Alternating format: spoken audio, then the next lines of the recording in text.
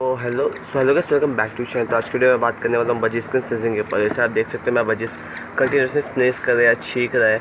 इसका कारण क्या है? इसका कारण हो सकता है कि आपके बजिस को सर्दी लगी है या फिर आप उसे किसी डस्टी रूम में रखे हो। क्या कारण, कभी कभी बजिस स्नीज करते हैं। बजिस के स्नीजिंग का एक और कारण है हवा में जो डस्ट पार्टिकल्स होते हैं छोटे छोटे, वो अगर बजिस के नाक में चले जाए ब्रीथिंग के द्वारा, जब वो सांस ले रहे हो तो बजिस स्नीज करता है। या उसका कोई फैदर है या उसके नाक पे लगा हुआ है तो फिर वो स्नीज करता है ताकि वो फैदर हटा सके। या फिर उसके नाक में ऐसा कोई चीज़ चला गई है जो उसको तकलीफ़ देती है तो उसको निकालने के लिए बजिस स्नीज करते हैं। तो ये नॉर्मल है, ये आपके बर्ड्स बीमार नहीं। अगर आपके बर्ड आपको लगता है कि बीमार है तो स्नीज करिए बहुत ही ज़्यादा, तो उसका पकड़ के चेक करो जो उसका नोज़ है वो वेट तो नहीं, मतलब गिल्ला तो नहीं है।